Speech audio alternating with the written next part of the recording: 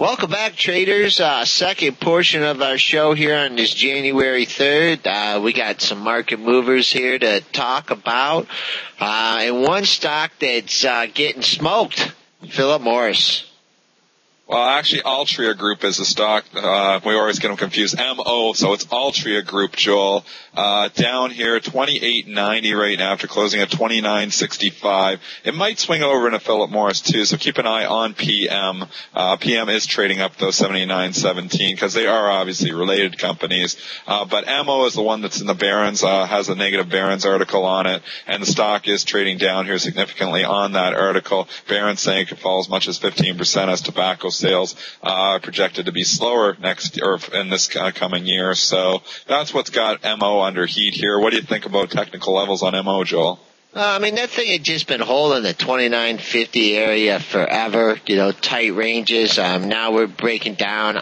It's really finding excellent support here in the pre-market at the 28.75 level.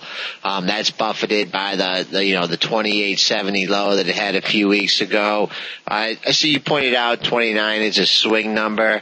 If I was long the stock, I don't think I'd be looking to puke it on this open. You're going to get a negative reaction. I think, over the next couple of days, you could get a pop in it. But, right now the parameters I'd keep an eye on were the 28.75, which was the pre-market low. And if, we started to rally anywhere back up into the mid 29s, 29.40, 29.50, I think you'd get met with, some big resistance.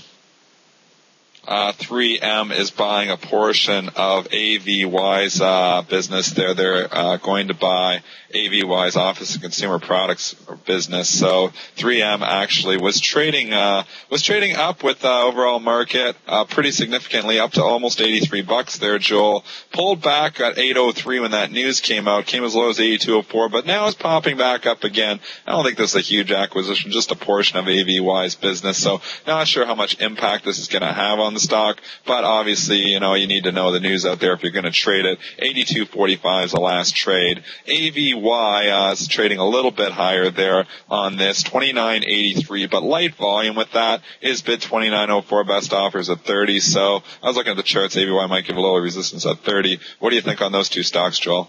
Well, on the Triple M, Dennis, this thing has been struggling basically the whole month of December to get above this 83 level. It keeps getting turned back at 82.73, 82.80 back earlier in the month. I don't know if there's a seller associated with that at the $83 level. But major resistance up from 82.80 up to 83.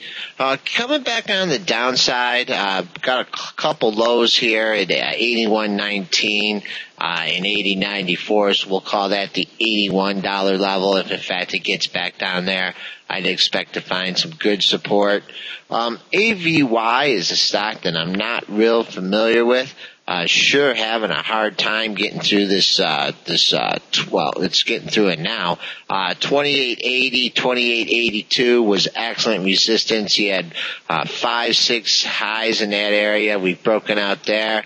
I expect to find some resistance at the $30 level. But this is one that if it doesn't hold, that opening range, the first 5 minutes, it could go back, come down and, fill that gap in the 28.80, 29 area. Williams Companies, WMB, is completing their spin-off of WPX this morning. It'll be WPX Energy's. No trades to report there as of yet on WPX. It is indicated at 17.43 to 18.44, as you can see, but there hasn't been a physical trade yet for us to really talk about. So it's hard to do a technical on something that's never had a trade before. But going back to WMB, obviously the spin-off here is what is making that stock down 6 points. I know it says up 6 points there, but it's actually down 6 points from where it closed 33.02, trading 27. It says 606 up there, but is spinning it off, so it isn't really down $6. It's just adjusting for that spin-off of WPX, Joel. Okay, yeah, no real technicals associated with that, with the spin-off. Have to let that trade a few days and develop a new range. GLD, obviously the gold is getting a bounce here again this morning, Joel. GLD at 154.63. Having a little trouble with my quotes there. 154.63 after closing at 151.99. So GLD looking like it's getting a nice bounce right into this 155 area, Joel. We talked about that level on the downside. I wonder if we get a little bit of resistance here as it comes back up to retest that level, Joel. Yeah, actually above that 155.55 level, which is the 4-day high, sure looks like it could have 158 on its mind. Coming back on the downside, trading up $2.50. So expect you to find some pretty good support here at the 152 level. For your longer term traders here, if you want to, if you're looking for a reference point to take along, perhaps this 148.27 here is going to be the low of the move, and go back and retrace some of it. As far as silver goes, that's also getting a bounce this morning. That finally took out the lows that it had in September and October. Once again, longer term traders, if you want to use this 25.65, which was the 2-day low, as a reference point for a long position, this may be a chance to take it. Coming back on the upside, mound of resistance here from 28.50 to 28.80. Other stocks we have moving here, a lot of your European bank stocks like Barclays, BCS, stocks like Deutsche Bank, DB, just flipping through them here. A lot of these are trading up pretty significantly here this morning. I know DB trading up there is up over $1.50. The European banks have been quiet here for a couple of weeks. It looks like they're going to be buying them into the new year, Joel. A lot of them trading quite a bit higher here. DB quite active here, 39.52 last on that one, Joel. Yeah, I mean, those stocks are still pretty much stuck in the range from when all this chaos started. The stock had a low under $30. It's recovered, got above 44 up to 45. Now it's just kind of like hanging in the middle here.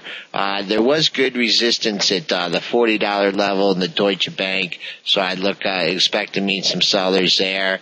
It's been 10 days since I've listened to all the chitter chatter about the European situation, so it'll take me a few days to get back into the groove. Yeah. Overall here, Joel, there isn't a lot of company-specific news today, but there is some sector I'm really sensing this morning. I'm sensing your commodity stocks very strong this morning. Some of your financials are very strong, and your technology stocks are very strong. Weaker sectors are your defensive names, the defensive names that that have actually been performing very, very well over the course of the last year. Seem to be relatively weak overall today. I know, like a stock like Procter & Gamble actually just went negative. Considering that we're up 19 points here, Joel, and you've got a stock trading down. And I know there's a Gamble, which is maybe why it's trading down. But stocks like Coke and Pepsi here, they're really not trading that high. They're not really trading that strong either. Coke being up only 45 cents on a day. Overall, my take is expect relative strength in those sectors I just mentioned, technology, commodities, and financials, and expect a little relative weakness in your other defensive names. Not saying those stocks are going to be down on the day, but they may not be as strong as some of your other sectors.